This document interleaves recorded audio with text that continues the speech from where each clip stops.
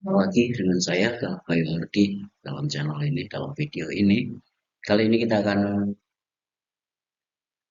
masuk pada video pertemuan ataupun video dengan materi yang ke-12 ya, materi ke-12. Nah, kali ini yang akan kita bicarakan di sini, yang akan kita bahas dan coba kita ketahui adalah bahwa tentang proyeksi peta. Nah, apa itu proyeksi peta dan mengapa ada proyeksi peta? Oke, mari langsung saja kita mulai. Nah, pengertian-pengertian dari proyeksi peta di sini adalah di sini merupakan suatu sistem yang memberikan hubungan antara posisi titik di bumi dan di peta, serta merupakan suatu usaha untuk menyatakan bahwa bentuk bola bumi yang eh, memang berbentuk bulat itu akan kita gambarkan dalam bidang dua dimensi yang datar. Dan di sini maka dari itu ada beberapa syarat untuk melakukan proyeksi peta tersebut, antara lain yang pertama adalah bentuk-bentuk yang dipindahkan dari permukaan bola bumi ke bidang datar tersebut harus tetap. Lalu kemudian luas permukaan yang dipindahkan juga harus sama atau harus tetap. Lalu kemudian jarak satu lokasi atau satu titik dengan titik lain di atas permukaan bola yang dipindahkan. Bola bumi di sini harus di bidang datar ini juga harus tetap. Jadi kita berusaha menggambarkan suatu tempat yang atau suatu bentuk permukaan bola atau permukaan bola bumi yang bulat ini kita akan menempatkannya pada bidang datar atau selembar kertas jika itu manual atau sebuah lembar digital. Baik, berikutnya secara ideal artinya peta yang mempunyai luas bentuk, arah serta jarak yang benar seperti itu juga ketika harus apa namanya harus tetap sama benar walaupun permukaan bumi itu sebetulnya bulat dan tetap kita akan coba pindahkan ke bidang datar. Dan arti pentingnya dalam arti hakikat dalam proyeksi peta ini yang pertama harus memenuhi tiga syarat tadi dan tidak mungkin ada yang dikorbankan atau ada yang dihilangkan sehingga memaksakan suatu bentuk yang permukaan bumi itu yang tadinya di bidang datar pun harus tetap dapat menggambarkan permukaan bumi itu secara benar. Dan untuk memenuhi satu syarat tersebut, uh, seluruh bola dunia di sini atau bola tersebut dan rasanya juga hampir dikatakan tidak mungkin. Kadang hanya dapat dipenuhi satu syarat saja dan untuk sebagian kecil dari permukaan bumi. Jadi ya memang kita pernah melihat atau ada bola dunia yang nampaknya apa bukan bola dunia, peta dunia yang data seperti peta-peta yang bisa kita lihat biasa ditempel di dinding sekolah, di dinding perkantoran dan lain sebagainya itu berbidang datar. Dan di sini dalam kartografi dasar ini kasus pertama adalah eh, pengetahuan kita tentang bumi itu berasumsi bumi itu bulat. Nah, ini sih mungkin gambarnya akan tampak jelas di sini, walaupun mungkin tidak terlalu besar ya. Di sini mengubah bidang lekung ini menjadi bidang datar. Kita bisa lihat ini sebentar, mungkin lasernya akan berfungsi. Kita bisa melihat garis yang ini, garis yang ini bumi atau bola dunia yang berbentuk bulat. kita pindahkan bidang yang seperti ini, yang melengkung seperti ini, berdasarkan tata koordinatnya. Lalu kemudian seakan-akan ini kita katakan ini dilepas dan dijadikan lembaran seperti ini gambaran. Nah, ini yang dimaksud apa namanya proyeksi peta tersebut. Dan setiap proyeksi peta ini pasti memiliki ya pastinya ada bagai apa baiknya dan juga kelemahan-kelemahannya. Ya, tapi paling tidak itu semua dapat digunakan untuk apa namanya dapat digunakan untuk lebih bermanfaat yang disesuaikan dengan tujuan dari penggunaan peta dan bagian dari permukaan yang digambarkan tersebut.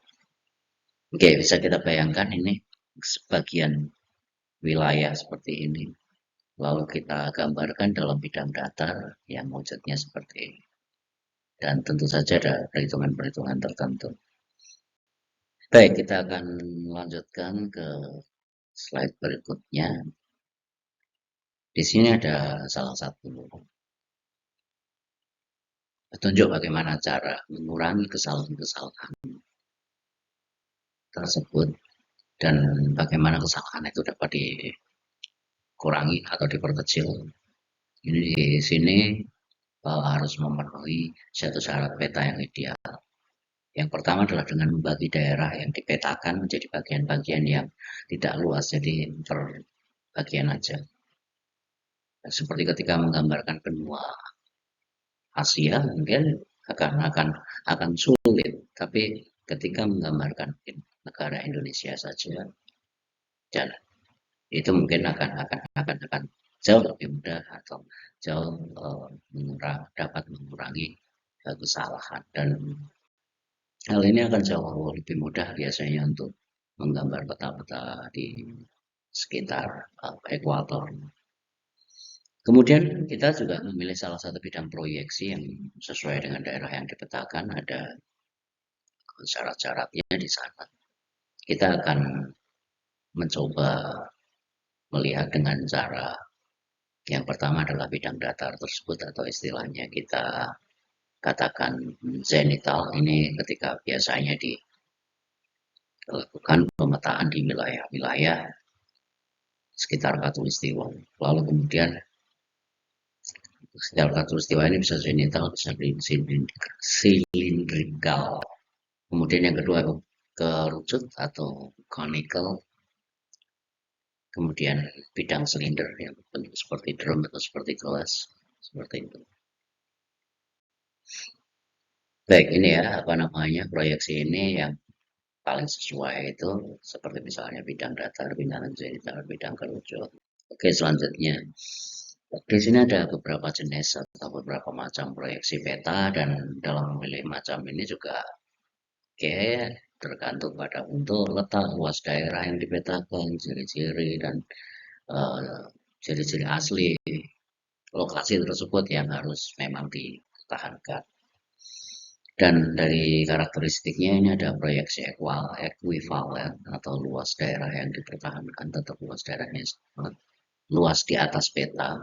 Di sini ada perhitungan bahwa luas di atas peta ini dengan cara dengan cara mengalihkan luas muka bumi yang ada dengan kuadrat skala yang ada dalam peta tersebut. Kemudian proyeksi conform, sudut-sudut tersebut yang dipertahankan. Kemudian proyeksi equidistant di sini jarak yang dipertahankan. Kemudian cara perhitungannya di sini jarak di atas peta sama dengan jarak di muka bumi dengan kuadrat skala tersebut. Jadi yang equidistant dan equivalen itu dengan cara yang agak sama. Sementara untuk conform, sudut-sudut yang dipertahankan itu juga masih ada, berarti menggunakan perhitungan-perhitungan seperti kerucut dan segitiga. Jadi di sini dari macam proyeksinya ada berbagai macam jenis, banyak sekali di sini tentang proyeksi peta ini. Ini bisa kita lihat tadi proyeksi azimutal, lalu kemudian kerucut seperti kemudian proyeksi silinder seperti yang ada di slide sebelumnya.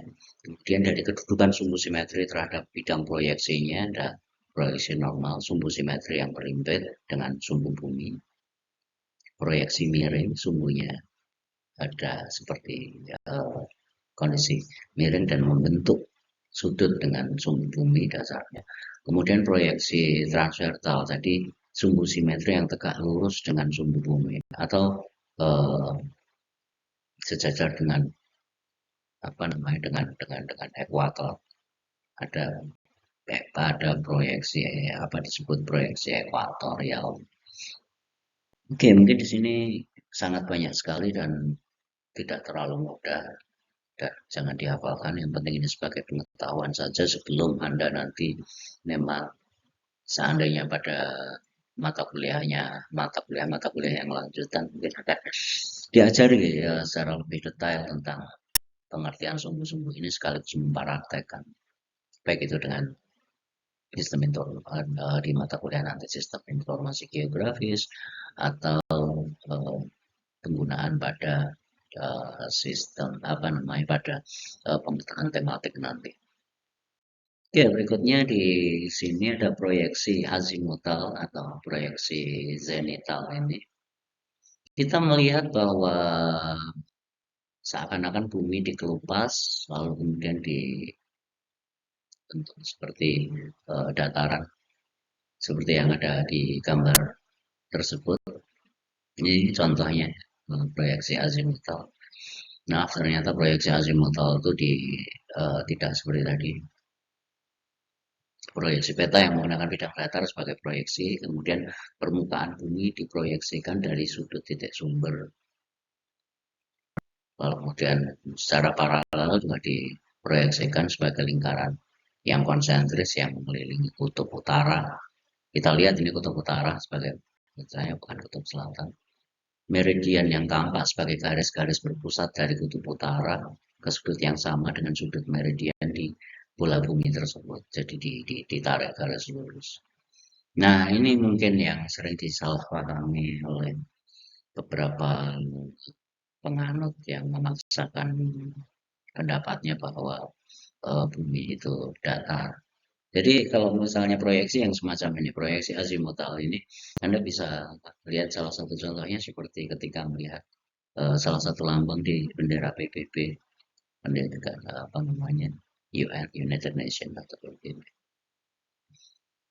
Oke, selanjutnya kita akan melihat ke yang ke-9. Oke, dipandang dari letak sumber proyeksi di sini, proyeksi azimutal yang sering dikatakan PA, PA di sini, ya itu ada proyeksi azimutal ekonomis, letak titik proyeksi pada pusat bola bumi, stereografis yang letak titik proyeksi kutubnya berada dari titik singgung di bidang proyeksi dan juga di kutub bola bumi. Ortografis di sini letak proyeksinya tak terhingga.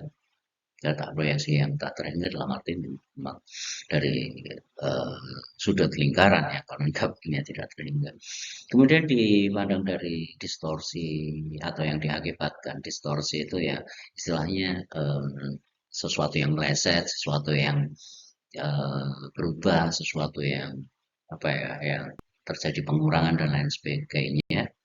Itu biasanya diakibatkan oleh apa namanya proyeksi azimut equidistant apabila jarak yang dipertahankan sama, misalnya ingin mempertahankan jarak itu menjadi sama. PA ekuivalen apabila luas yang dipertahankannya sama untuk mempertahankan luas. Lalu kemudian konform dalam arti sudut-sudut yang diperhatikan itu sama. Nah, di sini bisa kita lihat bagaimana apa namanya bagaimana kita mencoba memproyeksikan di yang bagian atas itu adalah aspek-aspek proyeksi yang seperti tadi dijelaskan. Caranya adalah mengambil titik jarak seperti itu, kemudian seakan-akan dikupas, lalu kemudian di sini ada yang seperti digulung atau silindris tadi, seperti tabung tadi, lalu kemudian yang bumi itu dilihat seperti kerucut.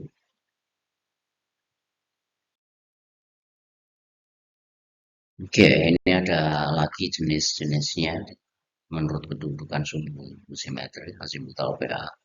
Apabila bidang proyeksi menyinggung kutub, ini akan normal.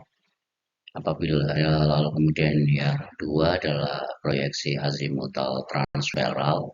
Ini apabila proyeksi menyinggung pada salah satu titik ekuator atau khatulistiwa. PA miring atau oblique. Ini apabila bidang proyeksinya ini menyinggung salah satu titik di sembarang tempat di bola bumi. Dalam arti titik acak. Dan di sini kita juga harus tahu bahwa macam-macam proyeksi tersebut dapat dibuat kombinasi proyeksi yang simetral tersebut. Dan misalnya yang normal dengan transveral atau yang normal dengan miring atau transveral dengan yang miring itu biasa digunakan atau dikombinasikan untuk menemukan eh, atau bisa menyusun peta atau membuat peta yang datar tersebut secara ya lebih mendekati realitas. Nah ini untuk yang proyeksi kerucut ini diletakkan pada bola bumi ini kita membayangkan tadi kita bisa melihat yang bagaimana sebelumnya tadi diletakkan pada maka seperti kerucut tadi diletakkan di dalam bola bumi maka kerucut tersebut akan menyinggung bola bumi sepanjang satu lingkaran dan apabila kerucut tersebut dalam posisi normal maka garis singgung di bidang-bidang kerucut bola bumi itu adalah paralel atau sama dan ini disebut paralel standar di mana paralel standar ini tidak mengalami distorsi atau paling tidak ini di dalam skala 1.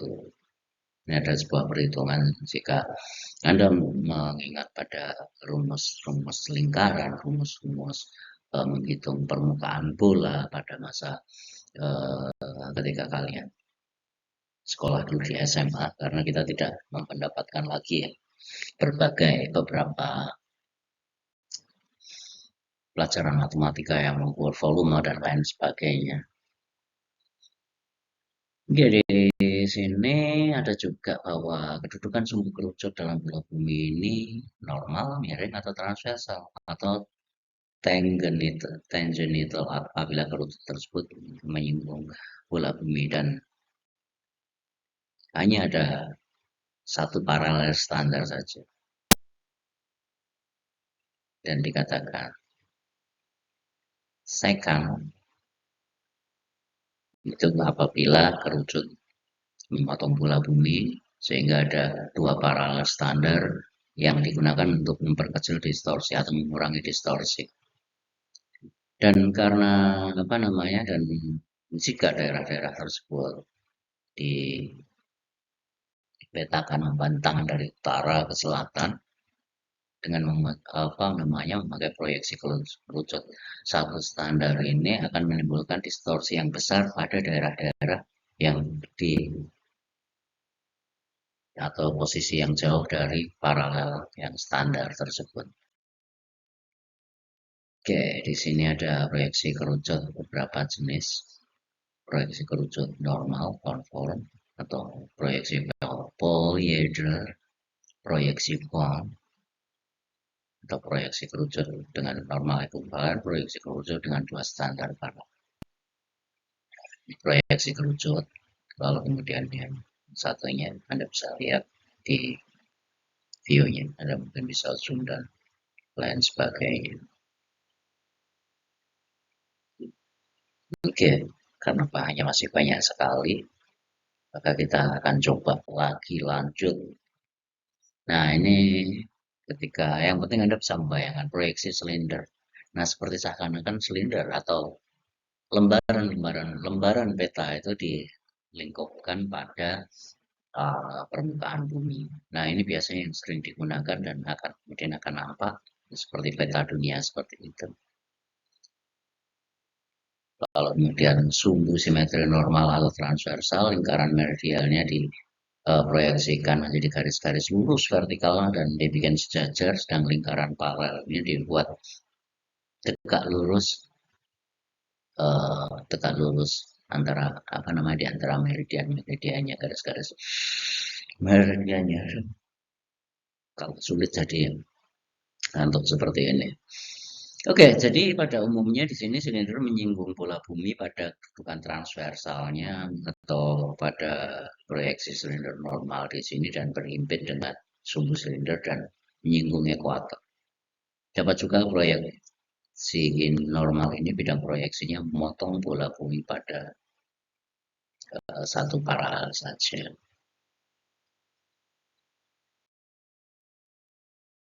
Di sini proyeksi Mercator, silinder normal kompor, ada kemudian ya ada istilah proyeksi Mercator di sini dan memiliki sifat bahwa ekuator yang diproyeksikan sebagai equidistant-nya. Jadi yang tersentuh pertama di sana adalah bagian wilayah ekuator.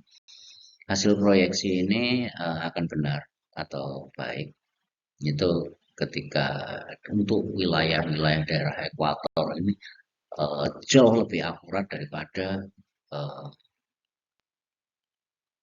daripada daerah-daerah kutub karena bagian kutub kan melengkung seperti kubah seperti itu. Oke, kemudian interval jarak antara meridiannya sama dengan ekuatornya jika dibagi secara vertikal dan ini menurut skala ini dapat dikatakan benar. Lalu kemudian interval jarak paralel tidak sama. Kemudian makin jauh dari ekuator jarak juga semakin besar juga interval. Kutub-kutub tidak dapat digambarkan karena terletak di titik tidak terhingga. Itu adalah pusat. Ya, kita bisa membayangkan bagaimana ketika kita berdiri di atas titik nol kutub utara misalnya. Kita akan membayangkan apakah kita akan pusing berdiri di sana karena terus berputar. Karena ini satu titik. Dan di sana hampir dikatakan karena semua titik berada di sana atau dikatakan sudut tidak terhingga, ya kita bisa melihat matahari pada musim panas itu ya hanya seperti mengelilingi kita, tidak pernah melintasi kepala kita, mengelilingi kita dan kadang-kadang muncul sebentar posisinya di beberapa arah. Dan ketika kita mengkonsepsikan arah pun mungkin kita hanya akan apa namanya ya tempat kita berdiri pastinya adalah pusat arah utara. Semua arah pasti akan selatan. Ya itu saya coba membayangkan ketika kita berada dalam logika matematis yang seperti ini. Nah, ini bidang yang menyinggung ekuator karena tadi diletakkan di ekuator, kemudian ada jarak-jarak paralelnya di sini ada apa namanya? Ada bagaimana tabel-tabel dalam memproyeksikan ini. Oke, di sini ada proyeksi yang sering kita katakan untuk skala juga itu ya UTM. Spesifikasi proyeksi ini UTM yang singkatannya ini apa kepanjangannya adalah Universal Transverse Mercator di sini. Lalu kemudian bidang silinder ini memotong bola bumi dari dua arah meridian, lalu dan ada meridian standar dengan faktor skala. Di sini K1 lebar zona 6 derajat, ini salah tulis. Itu nolnya itu mau dibuat derajat, tapi kayaknya mengalami perubahan format di sini. 6 derajat, dengan demikian bumi dibagi menjadi 60 zona atau 60 wilayah. Tiap zona itu mempunyai meridian tengah tersendiri. Dan pembesarannya meridian tengah ini tidak bisa mencapai 1, tapi 0,9996.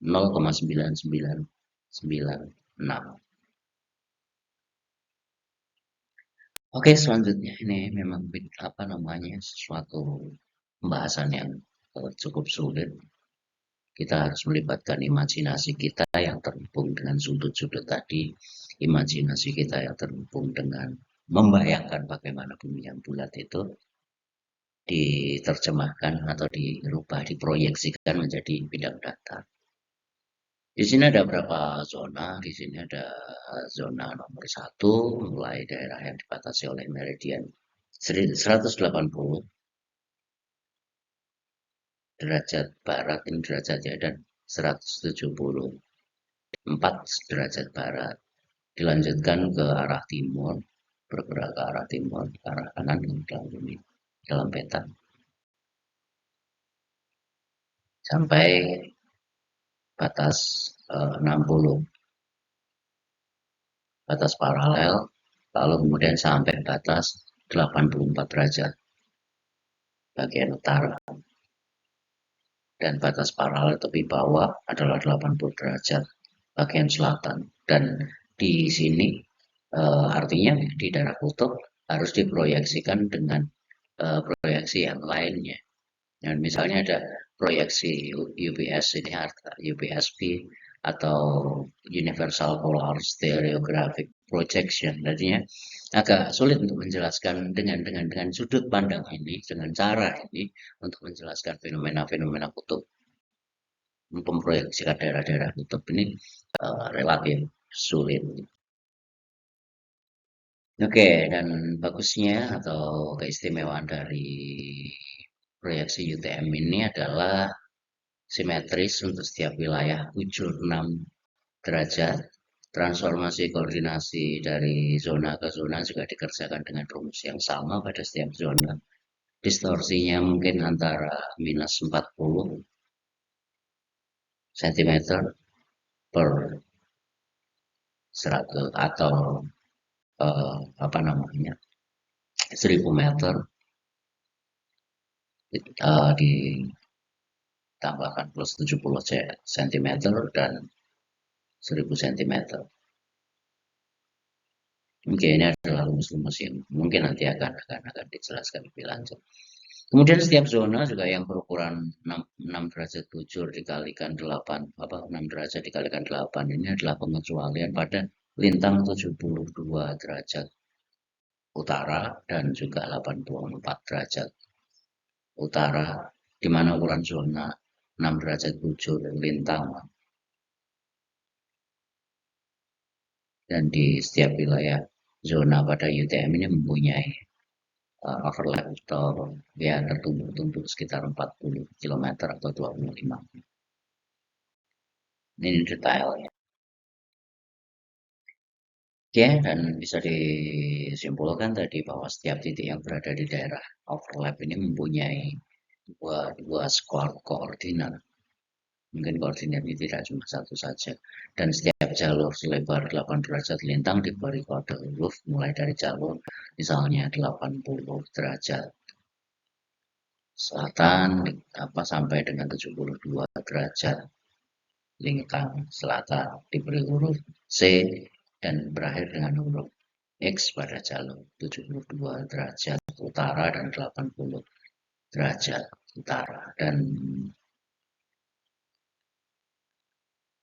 catatan ini di sini huruf E dan huruf O ini tidak digunakan ya derajatnya. Oke, dalam penerapan sistem UTM bagi peta-peta dasar nasional di seluruh wilayah Indonesia ini terbagi menjadi 9 wilayah, 9 zona yang masing-masing mungkin mempunyai lebar 6 derajat bujur dari meridian yang 90 derajat ke timur sampai dengan 144 bujur timur dengan batas paralel juga 10 derajat lintang utara dan 15 derajat lintang selatan di sini dengan ya 4 satuan daerah.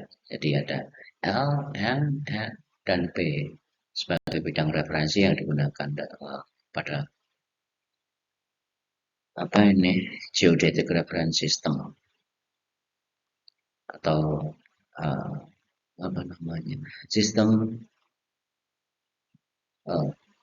sistem yang diacu secara geodetis, dan ini memerlukan sumber dari patokan-patokan tersebut dengan dimensi radius ekuator A ya 6,6 sekian derajat meter dengan pemilihan ya, penggepengan di sini. Ya, 1:298,25. Oke, pemakaian proyeksi peta ini tergantung pada daerah yang akan dipetakan. Apabila daerah yang dipetakan itu meliputi seluruh dunia. Dalam dua belahan bumi ini digunakan proyeksi zenital kutub yang memang khusus untuk mengukur apa bagian-bagian dari kutub. Peta statistik penduduk dengan proyeksi Mowe, peta statistik arus laut di sini dengan proyeksi Mowe dan Togel, lalu kemudian peta navigasi atau arah kompas tetap, ya hanya dengan Mercator. Kemudian belahan bumi selatan dengan proyeksi sinusoidal atau bone atau Lambert. Nah, ini ada rumus-rumus atau sudut-sudut pandang tertentu yang memang nanti akan digunakan dan apa yang sesuai itu pastinya ada apa sudah ditentukan.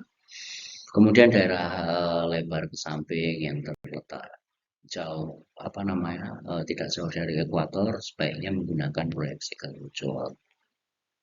Lalu kemudian daerah yang menuju utara ke selatan dan daerah tidak jauh dari ekuator menggunakan apa yang bentuknya mungkin bujur telur ini, maka mereka menggunakan proyeksi bone. Sedangkan apabila segi empat atau lingkaran dapat diproyeksikan dengan lambar. Nah, ini sesuai dengan uh, sementara rumus-rumusnya tidak dijelaskan di sini karena ketika dijelaskan di sini dan saya pun juga tidak bisa apa namanya mengajari dengan baik dan karena ini adalah kartografis dasar sehingga untuk apa namanya untuk praktek-prakteknya pun mungkin akan memakan waktu yang cukup panjang sementara kalau kegiatan kalian yang semester 1 itu terlalu banyak waktu ya ospek berulang-ulang tiba-tiba ada waktu apa namanya pelatihan dari acara dan kegiatan-kegiatan mahasiswa dan lain sebagainya. Oke, di sini sistem koordinator pada peta untuk menghindari apa namanya koordinat negatif dalam proyeksi UTM ini. Setiap meridian tengah dalam zone diberi harga 500.000 meter timur dan untuk harga yang ke arah utara ekuator, mana ke arah utara ekuator digunakan sebagai datum titik-titik datum itu data juga diberi harga 0 derajat bintang utara meter utara Mercator utara. Oke, untuk perhitungan arah selatan ekuator diberi harga 10 juta M North N. Berdasarkan ketentuannya di sini memang sudah diatur oleh Kepala BPN biasanya juga untuk pertanahan Indonesia. Sistem proyeksi peta yang digunakan untuk pembuatan peta pendaftaran tanah ini juga menggunakan sistem proyeksi Mercator nasional dengan zona 3 derajat yang biasanya disebut dengan apa namanya transfer Mercator 3 derajat atau transfer Mercator 3 TM3. Oke, ini saya rasa tidak terlalu ini khusus untuk memang mata kuliah ini apa bahan yang saya ambil karena dari bahan-bahan yang ada di BPN makanya banyak sekali materi-materi yang khusus tentang badan pertanahan atau badan agraria. Oke, di sini juga ada menyebutkan spesialis pada datum WGS dan lain sebagainya. Nanti Anda akan menemukan di sistem informasi geografi ketika Anda menggunakan aplikasi-aplikasi tertentu untuk tentang X, Y-nya, lalu WGS dan ini semua bisa apa namanya tersedia secara online sehingga apa namanya sehingga jauh lebih mudah untuk mengetahuinya tanpa harus mengetahui detailnya, tapi yang penting Anda tahu prinsipnya. Oke, di sini ada faktor skala yang kemarin sempat kita bicarakan pada video yang sebelumnya. Jadi besaran panjang dan luas ini ditransformasikan, dirubah dari bidang lengkung ke bidang datar sehingga akan mengalami eh, ya mungkin akan lebih luas, mungkin akan lebih sempit karena bisa jadi ketika kita memotong kulit dari sebuah bola untuk melihat permukaannya, kalau dipaksakan untuk apa namanya, dipaksakan untuk datar pasti bentuknya hampir seperti trapesium atau bagian atas dan bawahnya itu melengkung, bawah hampir seperti trapesium. Dan besaran ini tidak berubah hanya dengan apa namanya, yang berubah tidak hanya besaran bahkan bidang singgung antara bidang lengkung tadi yang dicoba untuk dilihat pada bidang datar.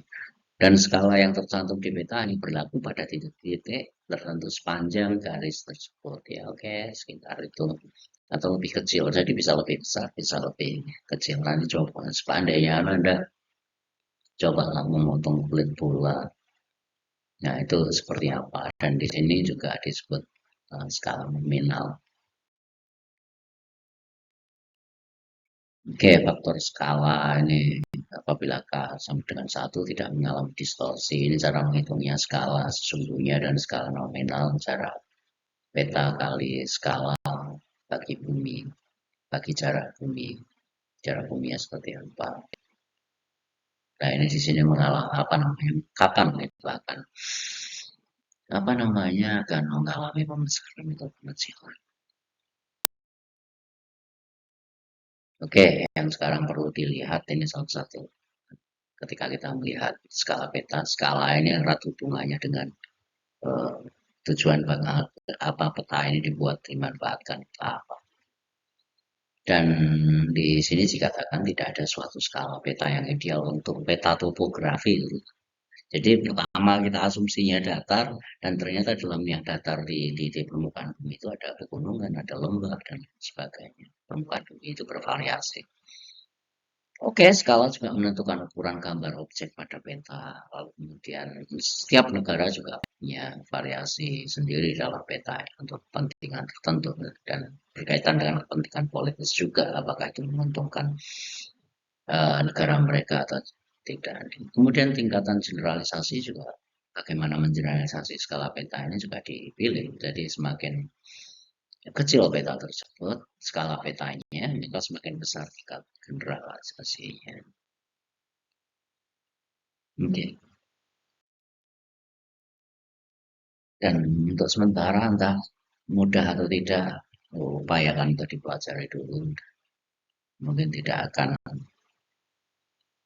muncul dan jangan takut untuk tetap belajar kartografi. Itu tidak akan muncul dalam apa namanya puas.